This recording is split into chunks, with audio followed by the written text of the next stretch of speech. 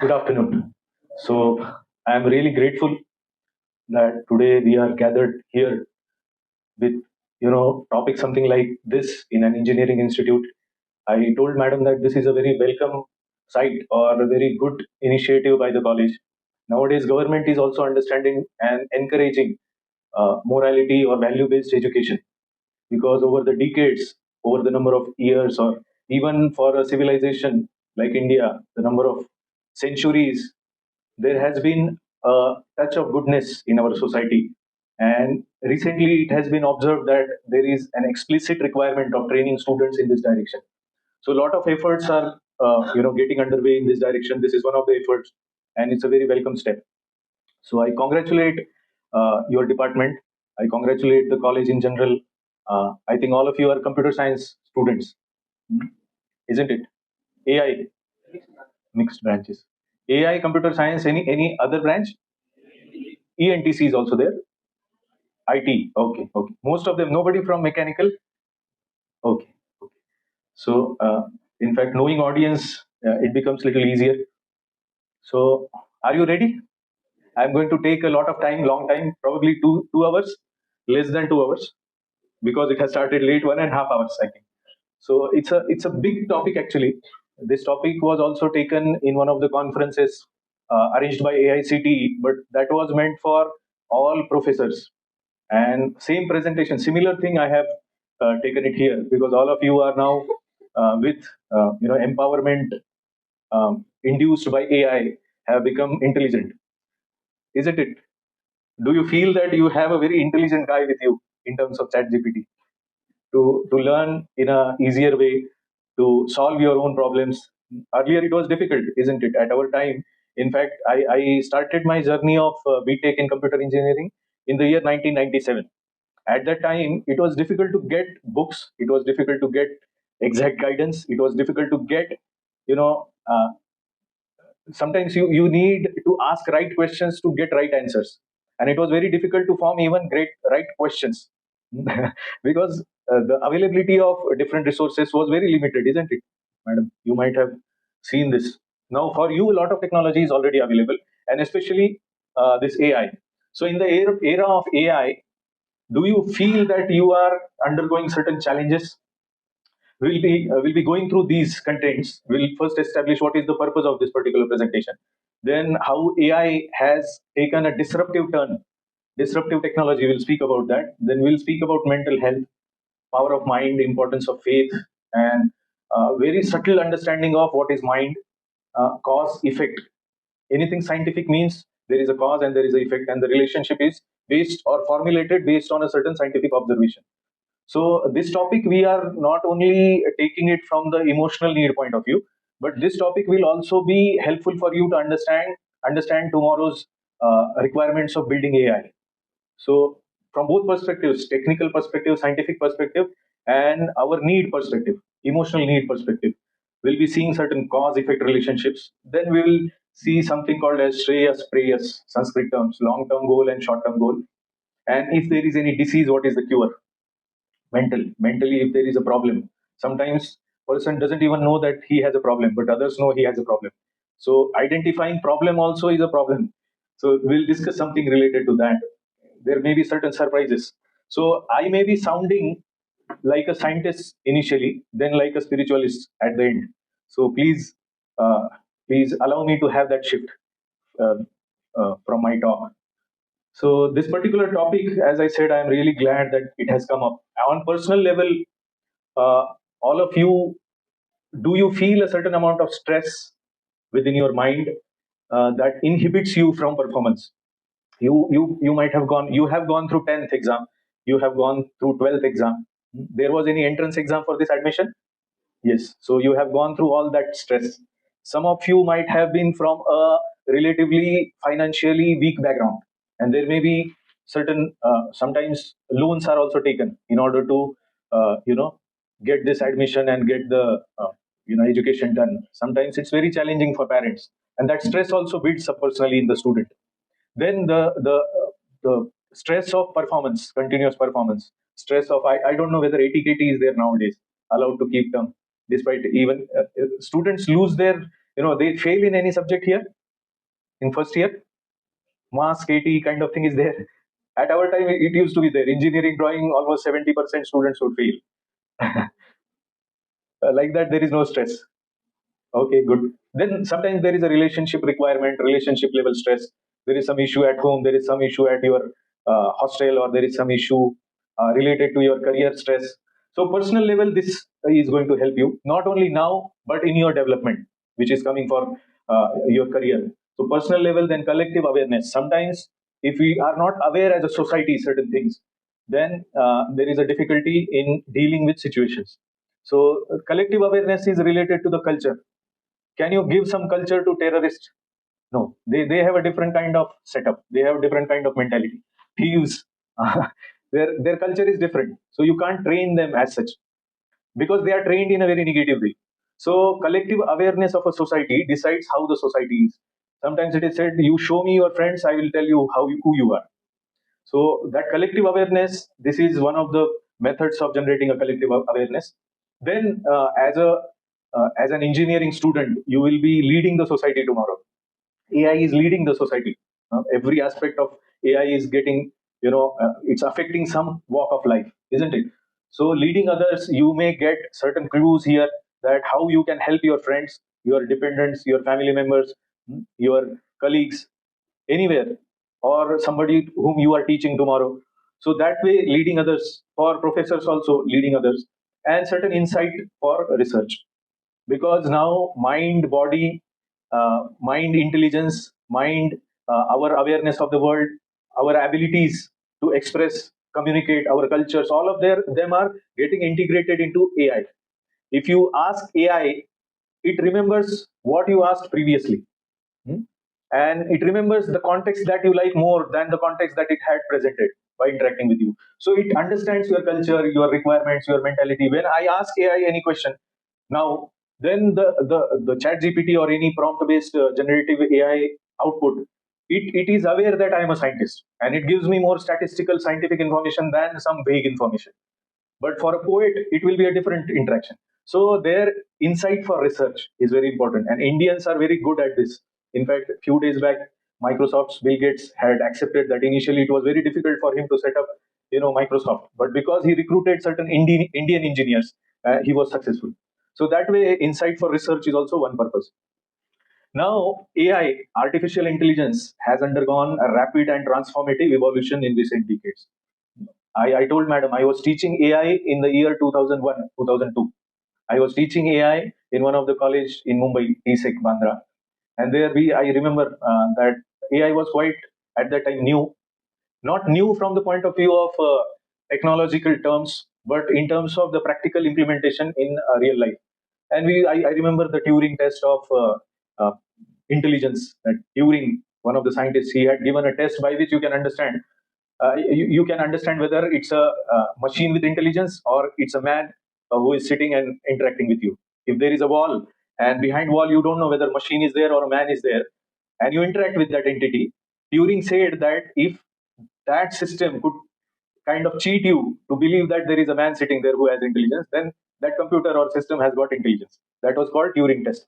So it was quite vague, but now we see generative AI. It has given us a tremendous transformation. Every walk of life, it has touched. All pervasive means everywhere AI is nowadays getting discussed.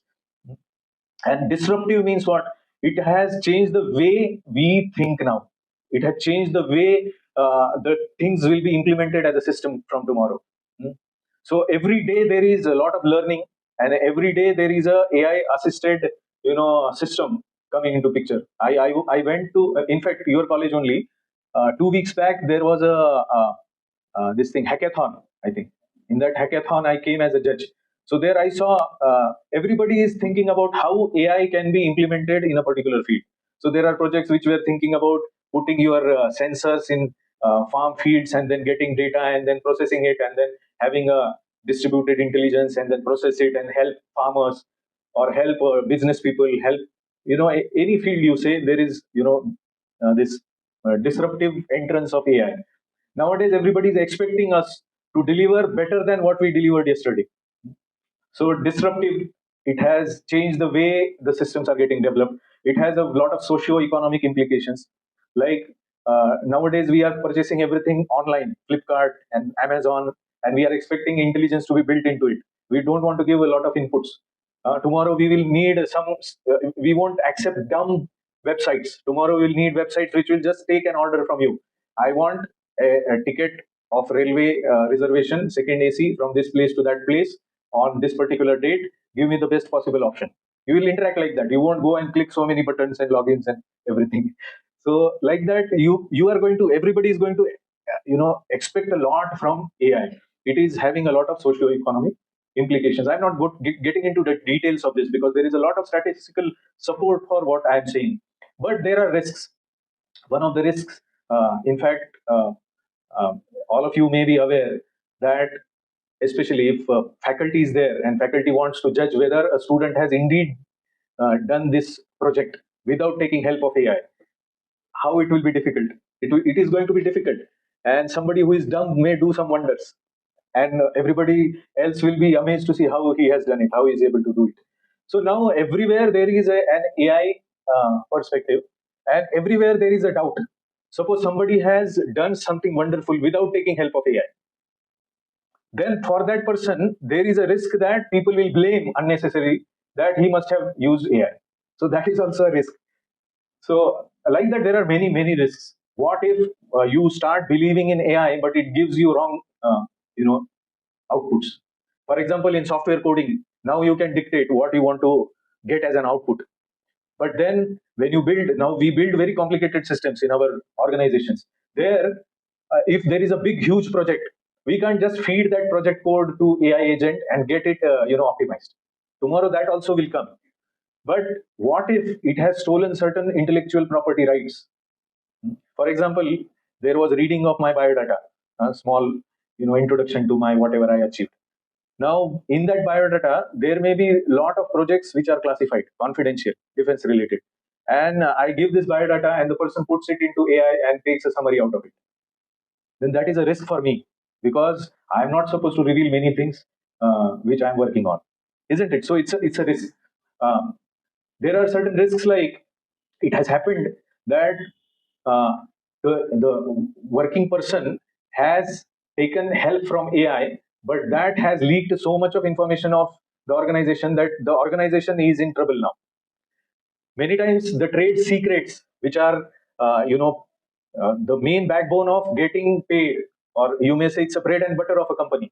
But if you utilize AI and tell AI whatever you want to tell AI, because you want a better intelligence out of whatever inputs you are giving, but you are also passing on certain information to AI and it is learning. Then there is something called as a narrative. One of the narratives you may be very much surprised to see or know is Darwin's evolution theory. Darwin's evolution theory. Anybody knows what is Darwin's evolution theory? You have learned it in your school books, textbooks. Is it a scientific theory? Is there any proof of that theory? You don't know. You know or you don't know? Clueless? Huh? Huh, right. So is it a scientific theory? Theory of evolution also says you were monkeys who were there in branches, now you are sitting in benches. So is there any scientific proof for this? There is no proof. Still, it is taught as a theory which is scientific. And many scientists also don't know that this is not a scientific theory. It's just a proposal of Darwin, which was a speculation that he made out of his own mental thinking and presented as hypothesis. What is the difference between hypothesis and a scientific truth?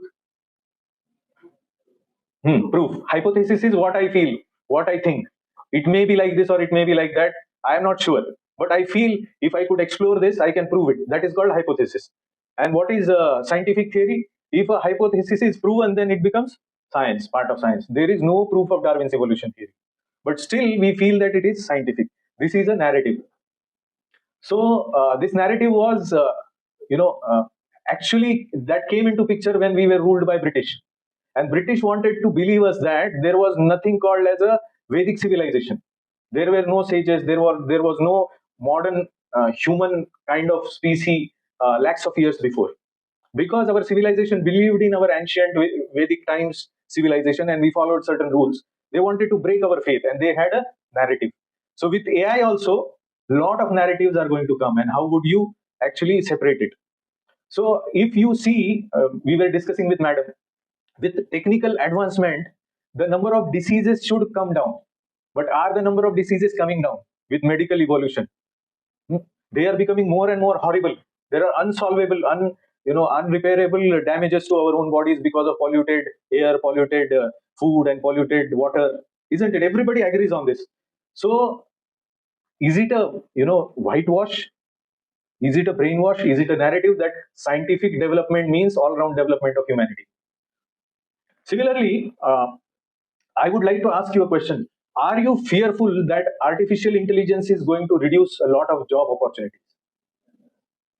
If somebody is paying some 2 lakh rupees per annum for his fees, he will be worried. I'm investing 8, 10 lakhs, 12 lakh rupees in my engineering. What if because of AI there will be no job for engineers?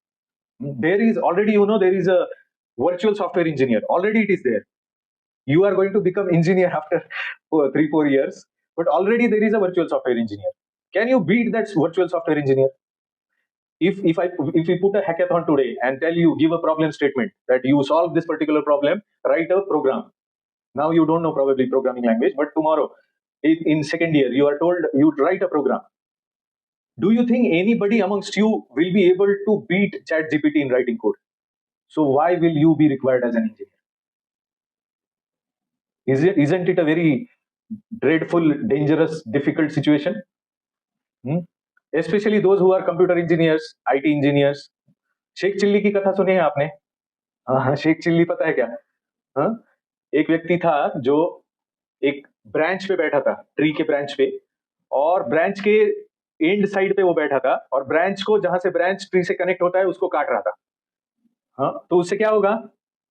वो स्वयं ही गिर जाएगा. वैसा ही आजकल computer engineers, IT engineers को लोग Sheikh chilli बोल रहे हैं क्योंकि वो खुद की ब्रांच को काट रहा है आर्टिफिशियल इंटेलिजेंस जैसा प्रपोजल्स आगे लाके.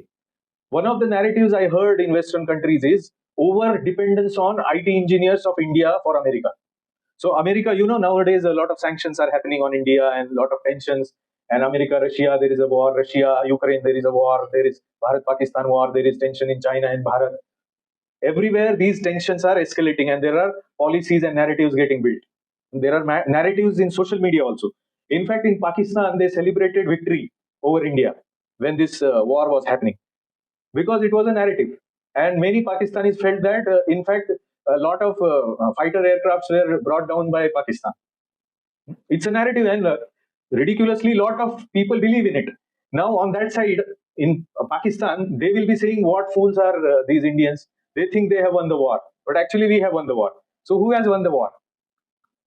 Both sides feel that we have won the war, and certain defense secrets cannot be revealed to the public. So those are called narratives, social media narratives, AI narratives. And there is also the risk, losing jobs, like that, what I was saying, that visa, there are rules getting, generated. Then there is this, they don't want to depend on Indian talents. They have invented this AI. And now, can you have, own AI engines in your small laptop or computer? Can you have independent of internet? So where AI is getting developed and where is it getting deployed? It is getting deployed on certain data centers which are there down some Pacific Ocean or some big water body. There are big companies which are owned by big nations, and they are driving the way the world will think. They are driving the way the world will change. The direction of the world is getting decided by them. So these are called narratives, risks, and we, all of us, are part of that risk. So if you are feeling sleepy, please wake up. It's a very serious thing. There are some predictions. I don't know whether you believe it or not, but let us consider that it may happen. It is said that up to year 2032, there are going to be so many wars. We are not sure whether it will be true or not. But some people are predicting that by 2032, only 60 crore people on this earth will remain. The rest of them will be finished in wars or in natural calamities. There are many natural calamities nowadays. So these, why I am speaking of them is, are you going to see tomorrow in a very favorable condition. There are uncertainties. Sometimes in your age, it is we tend to neglect those uncertainties in life. We tend to enjoy our life, isn't it? I'm not here to stop you from enjoying your lives, but I am here to make you aware of the requirements by which you can build yourself in such a way that you will be able to successfully face those challenges of tomorrow. So, are you interested? Okay, good. So, one of the important things which are to be considered in this particular presentation is our mental health. It's a worthwhile deliberation or meditation. Are you all able to understand English? Is there anybody who is feeling little difficulty in understanding? We can speak in Hindi also, no issue. English is okay. Okay. So it's worth a serious attention. So mental health. Are you feeling tired because of your schedules? How many months you are here since? When did they start? 11th of September. And now you are tired. Okay. How many number of subjects are there? Six, seven, seven subjects. Big books? No. Manageable. Manageable. Okay. So, but actually, you are, especially those who are in computer engineering, IT, electronics, all of us are making the world smarter, isn't it? Every dumb thing can be made smart by enabling it with electronics and software. Nowadays, if you go to a big huge building, you press a button for going upstairs, you will see that one of those lifts will stop. If there are 4 5 lifts, not that you press a button for this side, then you have to board the lift on this side only, because all of them are connected. They are mechanical systems, but they are connected. Why? How they are connected? Through electronics and through computers, through software, through code. So as such, all of us are turning dumb things into intelligent things. And AI is also supposed to do that. Everything is supposed to be AI enabled so that the world becomes a happy place. We don't have to work hard. But if you ask me, if you have to prove yourself beyond AI, then your work has gone up or gone down now. If you want to make your career, at our time, the efforts that it took to have a good career, is that same effort today getting you into that good career, or it will take a lot of effort than what we had? So AI or technology in general is exhausting us or helping us? Exhausting us.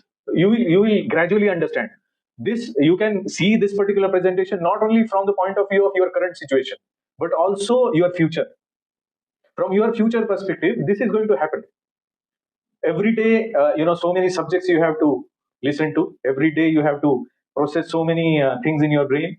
Your subconscious mind also maybe sometimes waking up in the dead of the night and thinking of some subject, mathematics or something, isn't it? So it is going to exhaust us. We have to appreciate that I have to train my mind so that it doesn't become exhausted. Then we are duty bound. How much of attendance you need? 75%. So if you want to be absent because of some health issue or some issue, some exhaustion of mind or tiredness, if you feel 35% I should have, discount for attendance. Can we do that? No. We are duty bound. We are duty bound to study. Even if I get headaches before exam, even if I lose my mind, even if I am not able to perform, I am not. Sometimes you are so exhausted that whatever you read, you forget everything. It happens. Has it happened with you? So there is a problem that you may forget because of extra stress, but you are duty bound to perform. It is crucial for success and happiness. This mental health for us, not becoming over frightened, over stressed, overburdened, and losing our own, capabilities, is very disastrous. So we need. It is crucial for our success and happiness. What we take as granted may become far fetched. Sometimes it happens. We think that this subject is okay. I know everything, but results say something else. So there is something related to mental health in this. Negligence can be fatal. There are frightening stories of what has happened. Hmm? I don't want to get into details and frighten those students, new students, but there are certain cases where recently you are also aware. Recently there was a suicide by one of girls who scored good at medical entrance exam, but was very fearful of facing her future. So these are extreme cases. Negligence can be fatal. It can grow. It can inhibit your performance. uh, Missing practical application. Sometimes you will not be able to apply yourself practically if your mental health is not good. If you are thrown a challenge, you have completed your knowledge quest, but when you are given a real world problem to solve, you become anxious, you become stressed, and you are not able to solve the problem within given time. If same problem you are solving at luxury at your house, and there is no exam and there is nobody going to check, then sometimes it is easier, I can solve, but in exam I am not able to solve. So there is mental health issue there. Or if you are told, yes, you know you have scored well, now apply this to this practical situation, then you are clueless. So that's where mental health is required. And then sometimes this, I know it all, भरोशाच्या म्हशीला टोनगा मराठीत म्हणतात. मतलब जिस पे भरोसा कर रहे हैं वही. मेरे साथ ऐसे हुआ था. I was in 10th and I in the 10th exam I always scored beyond 92 94 like that, but in final exams I got very less marks in one of the subjects, Marathi. I got some 48, and then overall percentage was 88. So I don't know why and how it happened. I don't think I was the problem in this. There may be some problem beyond my capacity, but many people thought that I had this problem. I know it all. So that also is one of the serious issues mentally. I know it all. Or I know it all from the point of view of even, uh, you know, related to mental stress handling. I know how to handle mental stress. I know how to face the world. I know how to face the situations. Don't teach me. Sometimes this ego is also very disastrous. So we should be very, very, very, at least in the stage of being a student, we should be very humble. It is said, namanti falino vrikshaha, namanti cha buddha jana, shushka kashthascha murkhascha, na namanti kadachana. Sometimes we are very arrogant. Arrogant may not be in our friend circle, but with our parents. May not be with our parents, but with our teachers. But the real symptom of intelligence, or somebody who has a knowledge, who has a lot of good qualities, this Sanskrit word says that he will be humble. It gives an analogy. It says that namanti falino vrikshaha, means those trees which are laden with fruits, their branches will bow down because they have fruits. But those shushka kashta means the dried wood. You have seen dried tree. So living tree will bend, but dried wood will not bend. Similarly, a dry person who has no knowledge, who has no qualities, he will be very arrogant. So this is one of the diseases of mind, being arrogant.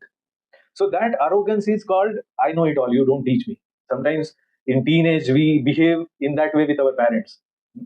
Our parents are from, previous generation, so we feel that we can offend them. Similarly with teachers also, sometimes we feel, I know many things because of AI prompt, I can understand better than what this teacher teaches me. So that is not correct. That's a mental problem, mental issue. So there are certain symptoms. I am not saying that you may be having these symptoms, but let us check and let us be immune to them. Lack of interest. If you have a serious lack of interest in whatever you do, then this is a symptom of mental imbalance. There is issue with mentality. You have lack of enthusiasm. This is next level. Interest na hona, you can neglect, but enthusiasm na hona means you don't work in that direction at all. You don't feel enthusiastic, you are pushed to work in that direction. Frustration. If you feel a lot of frustration all the times, then it is symptom of imbalance. Excessive anger. For small thing you become angry अचानक से.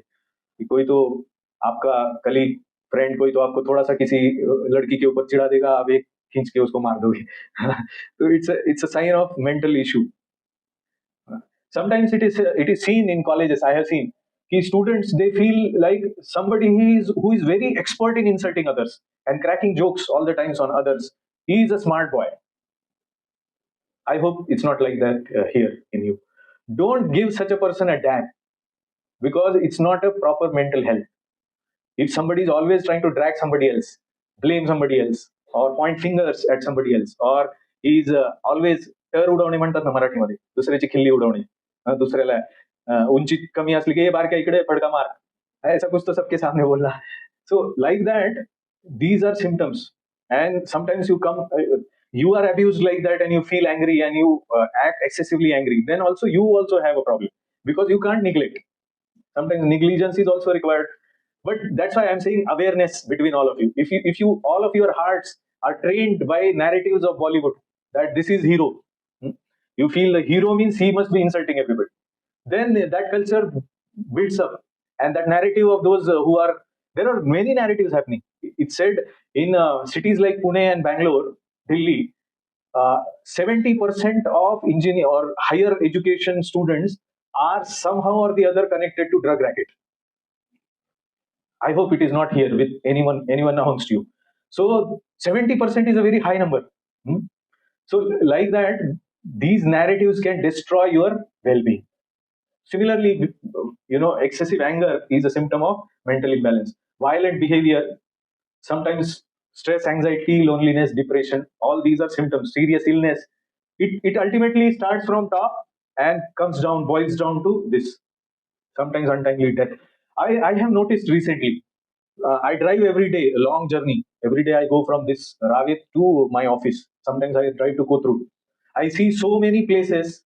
Since last few years, I'm noticing that there are boards of obituary, or boards which say that this person is expired and we are feeling, separation from him. Note, death note. And there are faces 35-year-old, 40-year-old, sometimes even 25-year-old. One of my colleagues, one of my college, friends, he got a heart attack at the age of 27. Fatal heart attack, but he somehow or the other survived. So this is all related to mental issues. Stress, undue anxiety, undue, there are so many statistics I don't want to get into. Let us take it as a common sense. If I take it to WHO, reports, I take it to Nimhan study, then it will be a long lecture. I can give you pointers about it, how serious these issues are, mental issues, or sometimes in drastic cases, even suicidal thoughts, suicidal tendencies. So now we have to come to this topic of mind. How much time I have? Okay, we have some time. So this is the topic, power of mind. Do we understand that how much powerful our mind is and how much it can trouble us or how much it can benefit us? When we have, a kind of misunderstanding that I am mind, we associate our identity with mind, then that can destroy us or can take us to a drastic place. Disassociating with mind is important. We will see how we can disassociate with mind, our identity, how we can. Now we will be discussing solutions to build our mental strength. So, power of mind, uh, you know, whatever you do, did you observe that there is something happening within your mind before you commit and do something? It's called, in Sanskrit, it is called sankalpa. Sankalpa means before you do any action, the action happens in your mind first. Then you do that action. Sometimes a wise person thinks a lot before he takes his mind seriously and does the action. Sometimes a foolish person does some action and then thinks that the action was wrong, because he is not able to understand the power of mind. Anything that happens in this world first happens in somebody's mind. That we have to understand. Anything that happens in reality first happens in mind. Do you agree? Yes. So Albert Einstein, he has said this: the world as we have created, it is a process of our thinking. What is the function of mind? Thinking. So whatever we see today in this world is because of somebody's thinking or everybody's thinking. It's a personal effort or collective effort. So therefore, mind is an interesting subject, because whatever we are going to do in the future with ourselves or in this society or with our family or with our future is going to be done first in mind. It is the place where we execute our software code. It's a computer, you may say. Mind is that computer in which you will be executing your mental processes of thinking, feeling, and willing. So how much powerful your processor is? When you take a smartphone, you go and see the specifications. Are you considered when you take a laptop? I hope you have taken laptops for your academical, needs. So when you take laptop, what do you see? Specification. What is processor? What is RAM? Similarly, we take our mind and its faculties as a very serious hardware that is going to give us a great solution for tomorrow or a disastrous solution as well. So therefore, learning about mind and its powers is very important. I'll give you one example. Beethoven, he composed music even when he was deaf. Ludwig van Beethoven lost his hearing in his late 20s, yet went on to compose some of the greatest symphonies the world has ever heard. How was this possible? Now, one more example which you can actually feel, I'll give you. Have you seen dreams at night? We say, good night, sweet dreams. Have you seen dreams? Everyone has experience of seeing dreams. How did you see dream when your eyes were closed?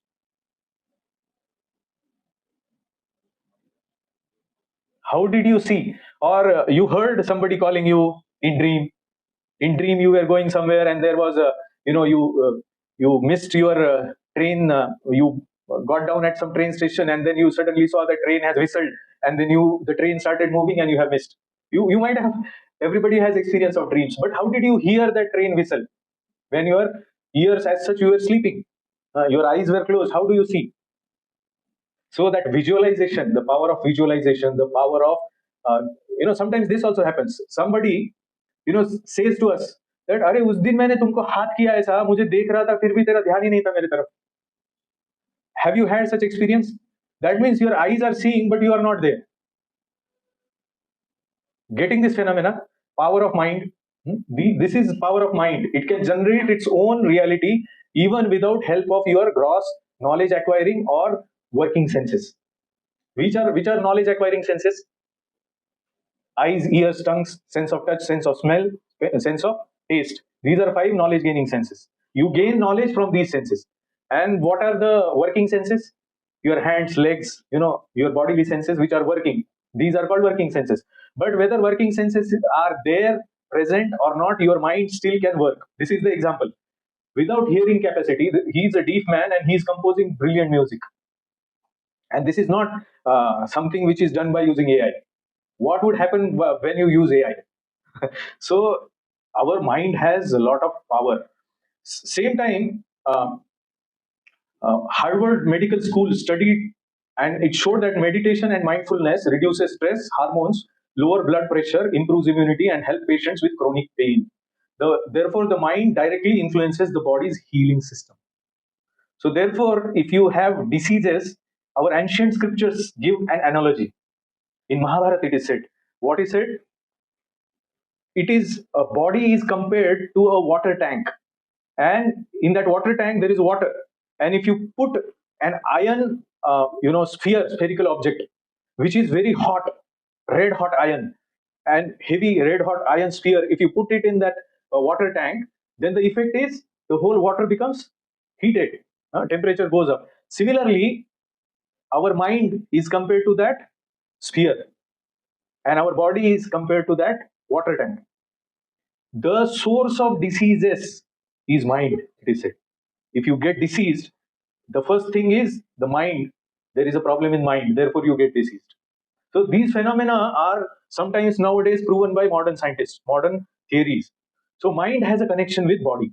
We don't know it, we neglect it sometimes, but mind has connection with our bodily capabilities, competence, skills. So if we have issues with our skills, if we have issues with our intelligence, intellectual capabilities, the repair has to be done in mind. So this mind-body connection one has to understand. The New England Journal of Medicine published cases of infants diagnosed with neuroblastoma, a dangerous cancer of the nervous system. Incredibly, in some children, the tumors completely disappeared on their own without chemotherapy or surgery. Doctors called it as spontaneous remission. So, since these infants have less stress, they, as an infant, did we feel stress? We were fully dependent on our parents. हमने आश्रय लिया था ना, किसी किसी शक्ति के ऊपर हम आश्रित थे, तो उसमें हमारा जो स्ट्रेस था वो पूरा हमारे मदर का फादर का स्ट्रेस था, हमारा स्ट्रेस नहीं था. So naturally we were not stressful. So they saw that this is the cause of automatic curing of disease. And there is something called as a placebo effect. In medical science, it is discussed and it is very much prevalent, which says that if there are patients, 40, 50 patients here, 40, 50 patients here, you classify them in 2 classes. One is a placebo class, one is a genuine medicine class. This class of patients with a certain disease are treated with actual medicine. This class of patients, which are placebo patients, they are treated with only colorful pills without any medicine. but they feel that there is a medicine that they are consuming. So it was seen that these patients also get cured just because they feel that whatever medicine they are taking, it's curing them. So definitely it doesn't mean that you stop taking medicines and do meditations, but it depends. The capability that we have developed for our mental faculties, our strengths, our competence. So this is power of mind. But beyond that, something is written here. If we want to access the power of mind, then it is very essential that we understand the nature of mind. So when in Bhagavad Gita, Krishna told Arjun that you have to control your mind, then Arjun gave these 5 symptoms of mind. He says, Chanchalam hi manah Krishna pramati balavadradam tasyaham nigraham manye vayoriva sudushkaram. So what it means is, Chanchalam means it is restless. How long you can hear this lecture? If I take it to 4 hours, you won't be able to hear, because the mind is restless. It doesn't want to sit at a place, isn't it? Already some of you might be feeling kab khatam hoga yaar ye. That is because of restlessness of mind, and you lose with that. Remember very well, because you can't keep your mind focused at a place. It is quite restless. Therefore you can't gain the benefits of focused mind or mindful uh, uh, intellect. Then it is turbulent. Turbulent means, what is turbulence? Have you traveled through aircraft? There is sometimes turbulence and everything becomes disturbed, and sometimes small children start shouting, fearful people start shouting, they become fearful. So turbulent mind creates so many turbulences. In reality, those fears will never turn out to be true, but your mind will become turbulent because of those fears. And many times people are so doubtful at everything, whatever they face, they become always disturbed, they doubt everything. So that is turbulence. Obstinate means it doesn't want to change its way of thinking. Obstinate. You think of a person who is most difficult to deal with. I hope everyone amongst you have such a person in your life. He is an obstacle in your life as long as your happy living is concerned. Because of maybe your neighbor, maybe your father, maybe your mother, maybe some colleague, friend, or maybe somebody official capacity, may somebody is envious of you. So if you see that there is a defect in that person, can you change that person? The obstinance of no change comes from the mind. He doesn't want to change. So similarly, somebody sees us also. We are also obstinate. हट्टी बोलते हैं ना, हट करना बहुत, एक चीज के लिए हट करना. Sometimes we know that this is not good for me, but still we want it. We want to do it. Sometimes we know this habit is very disastrous for my health, like a drug addict, like a alcohol addict. That person knows. वो जो ये रहता है ना, तंबाकू cigarette, उसके packet पे दिया हुआ रहता है एक बड़ा ऐसा photo. Have you seen? Cancer का, वेरी डर्टी लुकिंग. कोई भी वो देखेगा ना तो ऐसा बोलेगा. But the smoking intoxicating person, he doesn't feel there is anything he can do about it. He just flows in that habit. That is called intoxication. He becomes intoxicated. So that is, and he doesn't change even if you give him all statistics, all. Do you think that any smoker doesn't know what smoking will cause? But why he continues smoking? Because the mind is obstinate. So we have to understand the problems in the mind to cure it. Then it is very strong. Very strong means it will do it. And it is also vayoriva sudushkaram. Arjun says that I can control wind, but I can't control my mind. So first of all, we have to understand that we are dealing with such an entity within us, with these properties. And if somebody is able to control these and train his mind, then he can do wonders. Therefore, this power of mind is largely neglected. Can we neglect it? Can we just listen it and forget about it? Some statistics, let us see. According to a WHO report, WHO, World Health Organization, 1 in 4 people globally have a mental health issue at some point of their life. Nimhan study, it says that 1 in 10 Indians have a mental health condition, 1 in 20 Indians have depression. Is being upset or anxious a disorder? That is my question to you. If you feel anxiety, do you feel anxiety? While going to exam, do you feel anxiety? What else anxieties you feel? Job मिलेगी कि नहीं? Anxiety होता है ना इससे. अभी से आपका job, when will you will seek job? After completing your education, 4 years. But anxiety you will carry throughout 4 years. Similarly, everybody has his own anxieties. Is it a disorder? Or you become upset, you become angry, is it a disorder? We have to see the limit of anxiety, limit of stress. So if you anybody amongst you plays guitar? Guitarist? Anybody? I'm not going to tell you to play guitar. Don't become anxious. Nobody plays guitar? Okay, she plays guitar. So how much is it important that you have right tension in the cable of guitar? Okay, so it will make a strange sound if it is loose. What if you tighten it beyond its capacity? It will break. So is stress required, tension required in the string? Yes. So that we have to understand, that if you are not sufficiently stressful, you will be in problem. If you are overly stressed, boom, वो टूट जाएगा string. So we have to keep right amount of stress, and we have to understand it for ourselves, because nobody else can tell you how much stressed you are and how much it is inhibiting you or helping you. So this way, it's not a disorder. But one more thing, is being successful the boundary line? We postpone being happy, being peaceful. Up to which point? Defined success. I'll be under stress, I accept this because this is my final goal. Final goal is like, I'll get a job with sufficient salary, and up to that point I'll take undue stress. It's okay for me. So this question I'm specifically asking because I want you to think of becoming peaceful and stress free even when you are walking on the journey of your success. And don't postpone to become healthy in your mind. You can become healthy immediately. Why? Because there are certain successful people who could not overcome stress even after their so-called success. Are there any examples?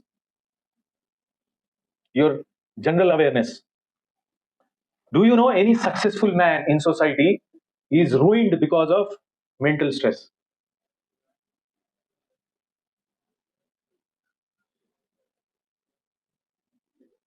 Most stressed people are Bollywood celebrities. Most stressed people, they are most private, they don't want to share anything with anybody, and they do not come out, they cannot come out in public, they cannot open their heart to anybody, and they have most relationship crisis. They are most divorced, and they go on seeking partners after partners after partners, but they are not happy, and sometimes they end up being a drug addict, sometimes they end up being an abuser, sometimes they are part of getting abused, and even with a lot of money, a lot of fame, they are unhappy. A lot of them are there. The world may be showing, like this picture shows, it is running around for their success in cities, but many of these may be just wearing a happy face, they may not be happy from inside. So therefore, do not, this is one of the important teachings that we must learn, that we do not define our mental happiness based on a certain success criteria. So this particular tip will help you a lot in your life, because tomorrow we don't know. With this disruptive technology like AI, if your perceptions of your career are dusted down into the ground, you are not getting a job even after a lot of efforts, still you want to remain happy or unhappy? Because if you become overly stressed after not getting job, you will not be able to see any other option also because of stress. So therefore, we have to manage this particular aspect of our mind. Don't define your um, uh, peace of mind or freedom from anxiety based on a certain career goal only. Career goal is okay, all right, we take a healthy stress for building our career, but we do not ultimately depend on that for our mental state of happiness or peace.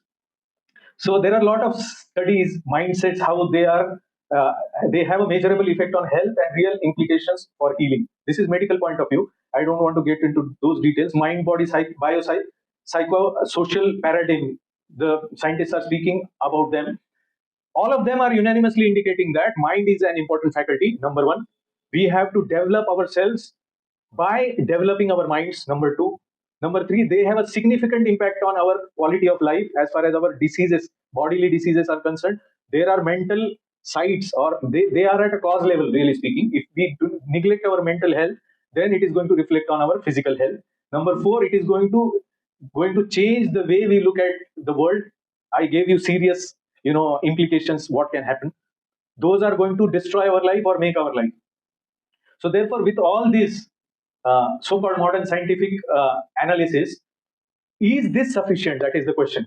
Is it sufficient to have this much knowledge, or we want to go beyond this and seek something higher by which you can actually train your mind to become miraculously expert? Miraculously means today your communication skill may be very weak, and by the way your mind works, it may be very difficult for you to profoundly speak very impressively. But your mind, if it is trained properly, it is going to give you that competence capability. Similarly, I told you that today you are having a competitor as AI. AI itself has become a competitor for us. We have to prove that we are smarter than AI. But how would you become smarter than AI? The secret is in development of your mind.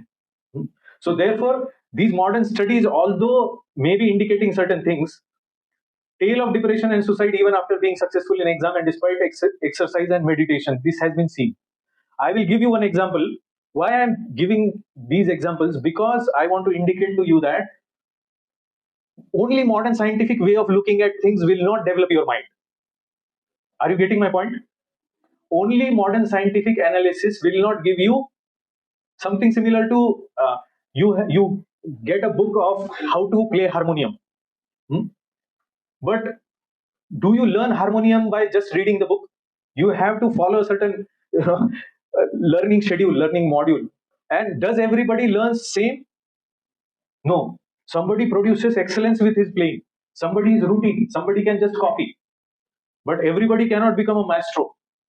There is a difference. So that difference, if we want to cover and train ourselves, build our mental strength beyond our certain capacity now, then what has to be done? That we will see now. It is something which is a master class. Master class means people will say, what a class. You have a class. We want to change our mental strength into that level. So we get connected to very, very foundational basic conceptions. So up to now we have studied, I don't want to go into these details. They are what I said. If they are giving you the necessity, they are giving you the proofs that how mental strength is important. Yes, I like to show you this particular video. I don't know whether it is going to be seen. I may have to change this into a different mode. Give me a minute.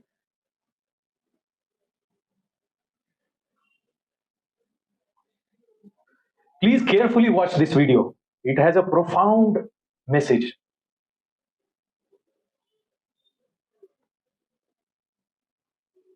Years ago, I was sitting on the bank of the river Ganges. It was a summer day. Is it audible? Summer day. This is in India. It's probably 110 degrees Fahrenheit.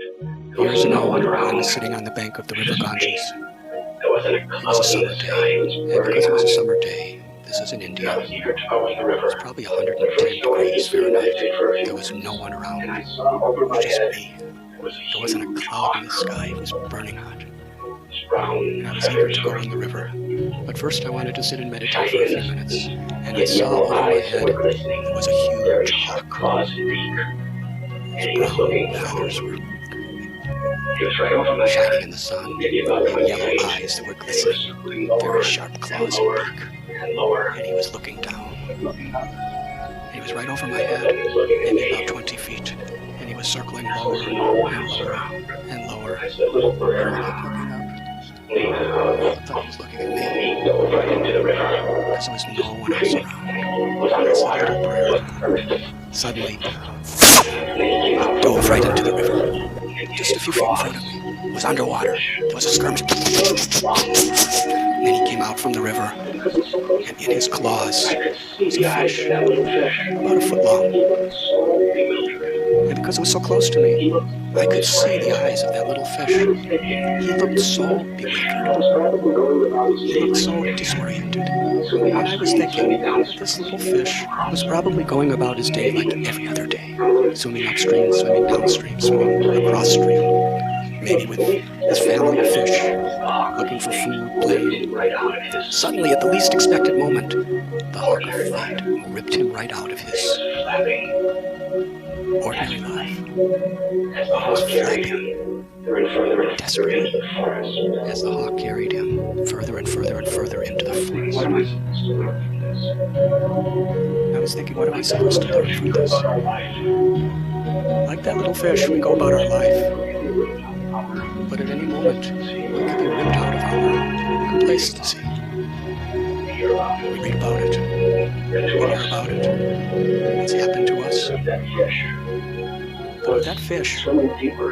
was swimming deeper, the hawk could not reach it. And similarly, when we find our meaning, our purpose, and our fulfillment within ourselves in a deeper way, and when our relationships are focused in a deeper way for a higher purpose, then the inevitable changes of this world, the sunny days and the stormy days, cannot disturb us.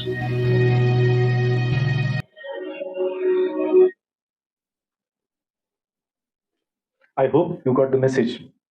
I felt that this graphic video would help us to understand this point in a better way. So now, up to now, maybe I was sounding a little scientific, and gradually I was sounding maybe a moral person. Now I'll be sounding more with this understanding spiritual. So this spiritual part of our development is one of the important transformations that one has to do. And especially, this is the age, I would say. This is the perfect age where you are able to, now relatively you are situated in a little less anxious part of your life. You are free from diseases, most of you.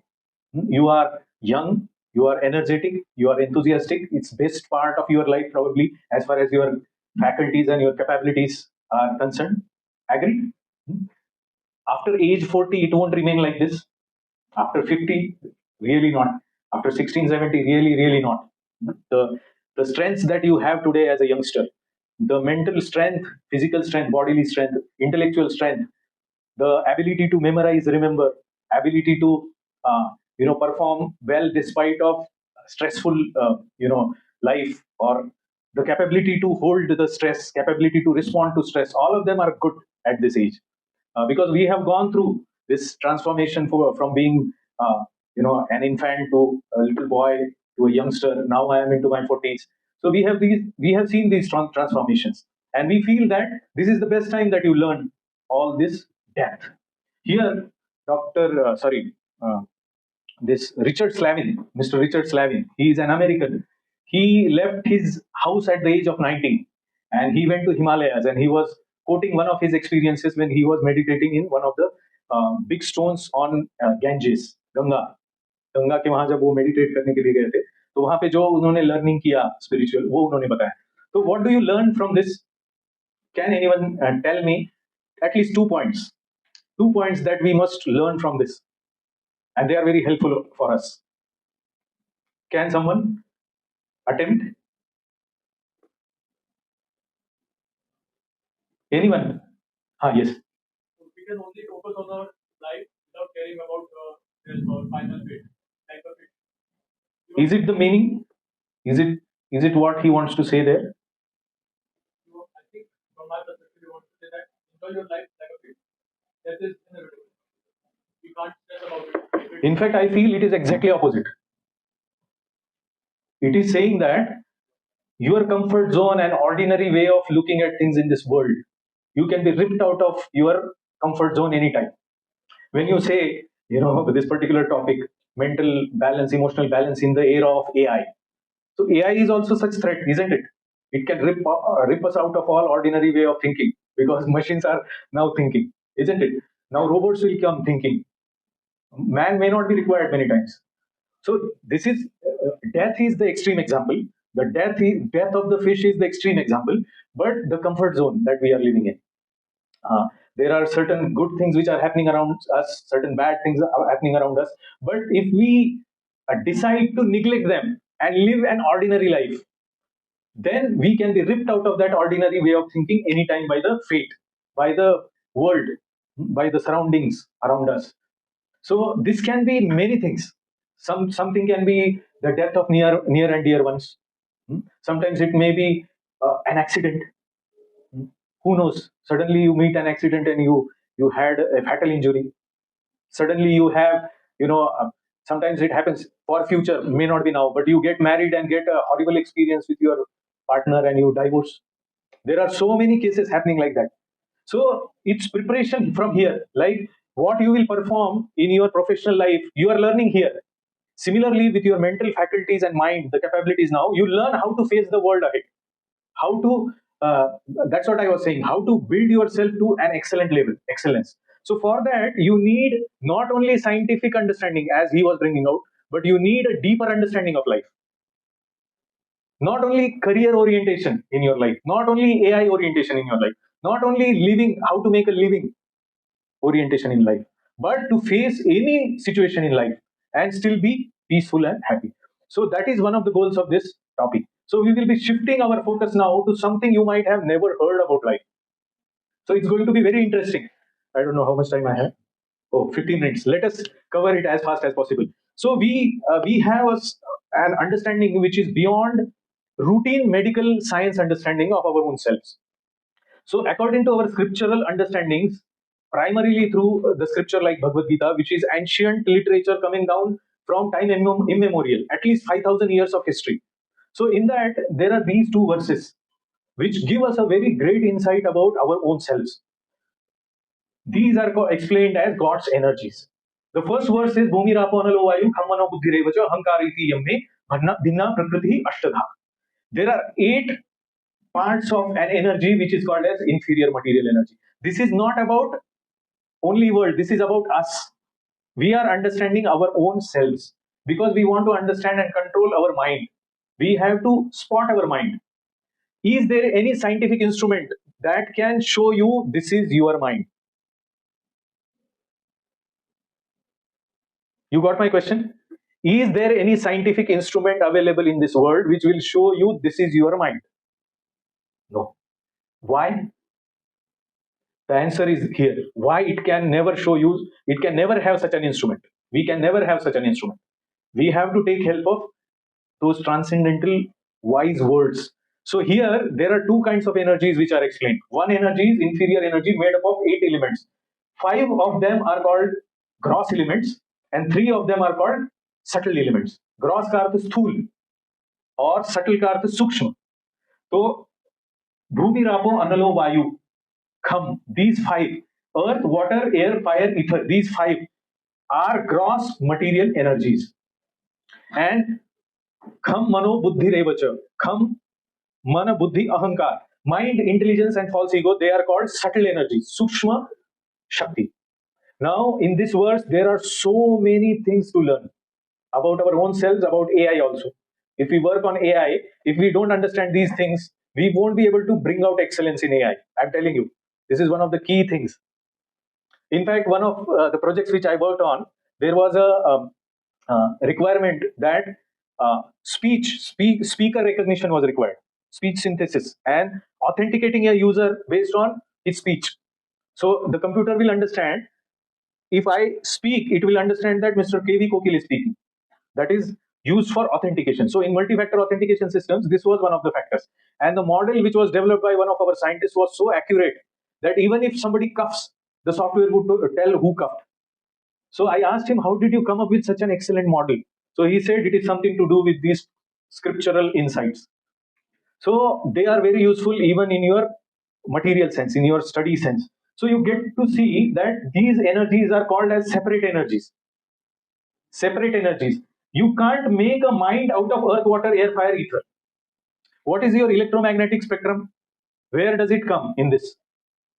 You use mobiles, you talk with mobiles. Where is that electromagnetic spectrum located? How electromagnetic spectrum is created or has it's there in nature? In which zone it is there? It's an ethereal energy. Ethereal means in ether. It is ethereal energy. So until unless you have good insight into what are these constituent elements, you can't do a basic foundational research also. And many times these narratives which I was saying, most of you might have heard, why do you want to study Vedic systems? Because they are all mythological. These narratives you should break. Then you will be able to get the real. Do you wonder why so many inventions are happening outside India? Do you ever wonder how did this, how these colors are produced as they are in my laptop using this projector? What is the foundational science behind this? They study our scriptures. In British libraries, there are ancient algebraic Vedic books available. In fact, many people say that Newton also had, studied deeply our Vedic algebraic systems and have given the, first order equations, second order equations, laws of motions and all. Albert Einstein was one of the persons who appreciated our scriptural understanding. So the point is, we ourselves should not neglect the wealth within our own backyard. As Indians, we have a lot of information available in our ancient scriptures. So it is not only helpful externally, it is internally also helpful. I'll show you in the next slide. So there are these two energies, inferior and superior. Inferior I have shown you. Then there is a superior energy, apareyam itastu anya prakritim vidyame param jiva bhuta mahabaho yayenam dharyate jagat. So that is called soul. And the word used there is yayenam dharyate jagat. किसने इस जगत की शक्तियों को धारण करके रखा है? किसने इस जगत की शक्ति को धारण करके रखा है? You are a living being. So ये living being, that energy, living energy which when leaves the body becomes dead. That living energy is called soul. And that living energy has धारण, आपने शर्ट धारण करके रखी है, आपने कपड़े dress धारण करके रखा है, वैसे ही this soul has a gross covering and a subtle covering. Subtle covering and a gross covering. जैसे मैंने एक बनियान पहन के रखा है मेरे शरीर के ऊपर और उसके बाद मेरा शर्ट है, उसी प्रकार मैंने एक सूक्ष्म शरीर, आत्मा के रूप में मैंने एक सूक्ष्म शरीर धारण करके रखा है और एक स्थूल शरीर धारण करके रखा है. तो now disassociating with our mind becomes easier for us. Next slide, you will be able to understand our identity better, because we want to understand where is mind, what is intelligence, what is mind, what is sense of me, what is my gross body made up of different senses. मैंने जो बोला ज्ञान इंद्रिय, कर्म इंद्रिय. So now you see there are three personalities within us. Please pay attention. This is most crucial part of how you handle your mind.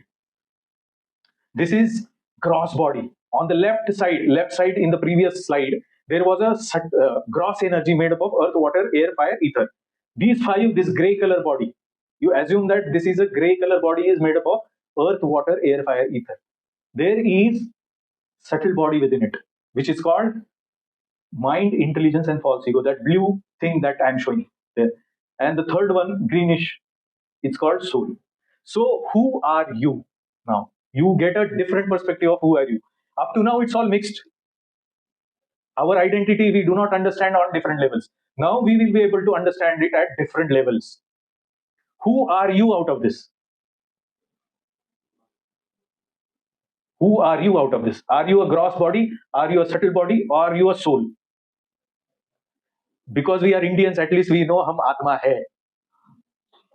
बहुत लोगों को तो आत्मा मतलब वो अर्थ, वाटर, एयर, फायर, ईथर का मिक्सचर किया तो आत्मा बन जाता है, ऐसा लगता है.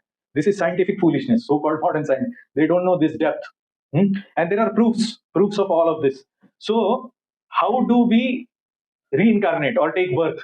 From where did we come? It is given in scriptures that karmana, by our past activities, we make our next bodies.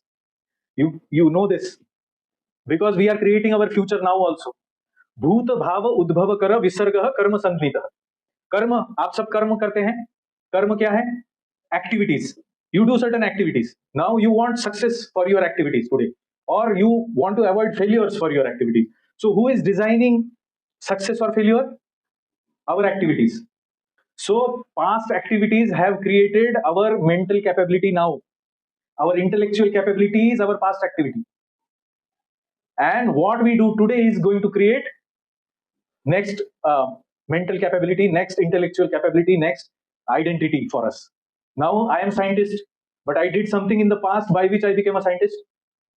If I tell you in my Kundali, जो एक ब्राह्मण लिखा करता था पहले, I can show you that it is already written that I will become a scientist. How did he predict, and how did it happen actually? Now blind faith, आप में से कुछ लोग बोलोगे उसको blind faith, but it is written and it has happened.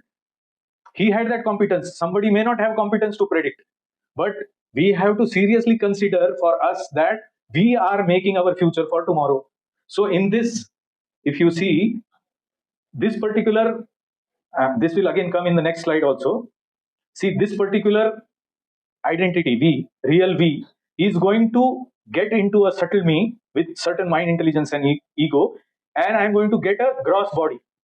So an athlete, he creates his own bodies for future. By modern science, it is said that no cell within our body, cell, you understand, living cell, no cell in our body, whole body, is same as what was there 8 years back. So if you study today and after 8 years you are in Germany or in America, then today whatever your bodily constitution is, all your cells, bodily cells, you will not have a single cell which will go to Germany or America. It will be completely different body altogether. New body, all new cells. So those all new cells, the gray part of it is getting created by that blue part. Getting? This blue part is creating that gross part, and it's not only across this life but across lives. Across lives. Dehinosmin yatha dehe kaumaram yauvanam jara तथा देहांतर प्राप्ति धीर तत्र न मुह्यति. Means धीर मतलब हमें धीर बनना है. धीर मतलब जिसका मन के ऊपर पूरा कंट्रोल है, जो जो चाहिए वो डेस्टिनी अचीव कर सकता है. Where is the secret of achieving our destiny? Not only throughout this life but afterwards also. And it's a positive way of life, because now you believe that it's not only my this life, it's beyond life also. The death is not going to stop me. It's such a healthy, optimistic way of looking at the life. Death is just a transformation from one body to another body. Suppose there are two rooms here. There was a partition here. If I go from this room to that room, is it a problem? Will I become unhappy that I changed the room? Similarly, at the time of death, a person changes. What happens at the time of death? It is given. This happens. You got what happened? What is this? Again, see, at the time of death, about you, this happens. Means what? Your gross body made up of earth, water, air, fire, ether goes into those same elements. Urja akshayate niyam, law of conservation of energy. From whichever energy it was made, it goes into that energy. But do you continue? Yes, you continue. And what happens to you next? This happens. You get into a new body. So it's like changing a room or changing a dress. It is said in scriptures, Vasamsi jiranani yatha vihaya. Just like if my clothes become dirty, not good for wearing, very old, torn, I will throw them and get new one. Similarly, the soul changes bodies. And it changes not only gross bodies, it can change subtle bodies. This experience is practically, scientifically established experience even now within you. You can experience it. How many of you like to play with balloons in your childhood? Almost everyone. Now, can you take same amount of interest and play with balloons? No. The whole day that small toddler can play with balloons, but can you play whole day with balloons? People will say you are mad, isn't it? So what did change? What did change out of this? The grayish color gross body changed. Yes, now you are no longer a toddler. The mental body changed.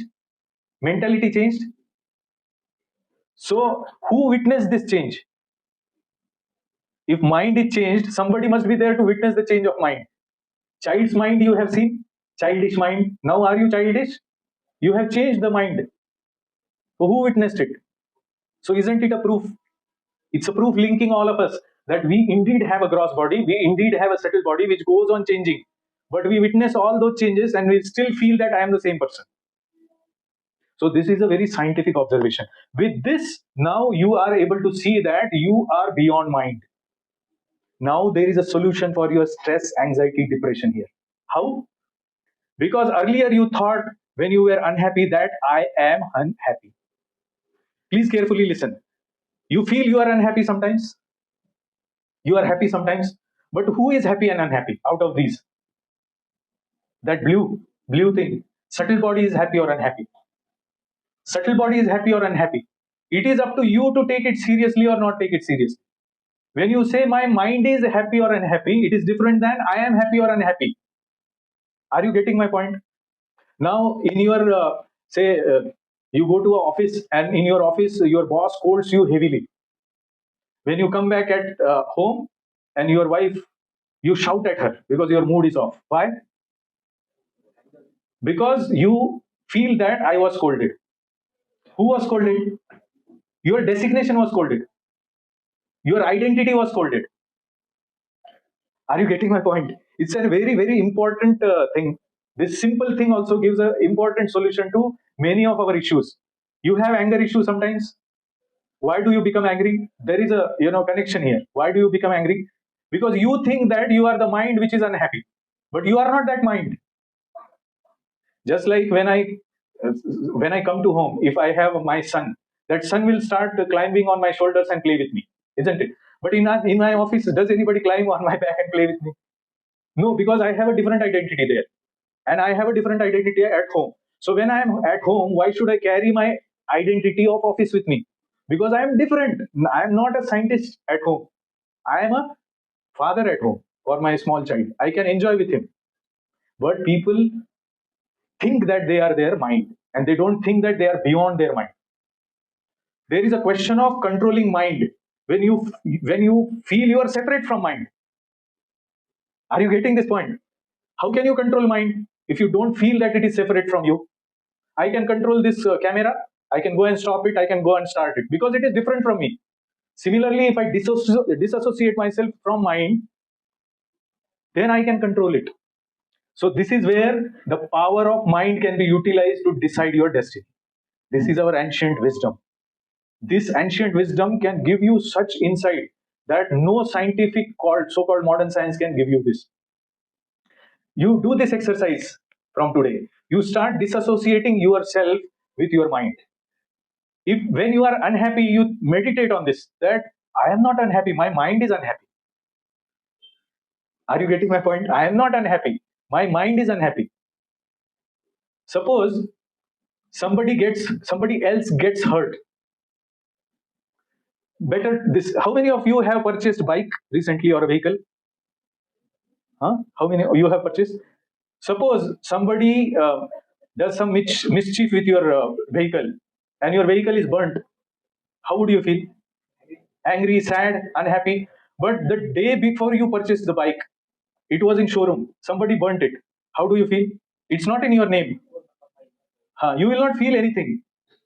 You are getting my point. When you disassociate yourself, your identity with your mind, it's an expert thing. It's not easy. You start doing it, you will understand it's not so easy. Not getting into pains and pleasures of body is also difficult. If your hand becomes fractured and it's paining, how do you feel that I'm not this hand, I'm not this body, I should not feel pain? Is it easy? So it takes a lifetime of practice. It's not just theory, it's a practice. So for that practice, you need a dedicated lifestyle. So so for that, one or 2 points I'll speak and I'll stop here. I think we can stop now itself. It's over now. So okay, whatever I spoke, a lot of things are there ahead, but due to lack of time, we may not be able to cover them. But our friend is our mind is our friend. Our mind is our enemy. So we choose whether we want to feed the good dog or bad dog. We can feed our mind as a friend and make it stronger, or we can feed the dog of our mind and make it a stronger enemy. It is in our hands. So therefore, being a controller versus being a caretaker, this shift we have to do. We have to go deeper into our spiritual identity in order to exercise and control our future. So there are a lot of formulae for this. Maybe some other time we can see, but for now we'll stop. I hope I could give you some insight into what modern science is, what is our requirement, what is our future, and how we can change our future by actually getting deeper into the meaningful insights given by our scriptures. So furthermore, some of our students, they may be organizing certain more, what do you say, help sessions or certain mentoring or certain books. If you need, we can guide them. They have made a form. You can scan this. You can give a feedback about this session on that form. And if you want, you can get further help. It's not compulsory. It's optional. If you need any help, students can help you. Fine. So I think we'll stop here. Thank you so much for patient hearing.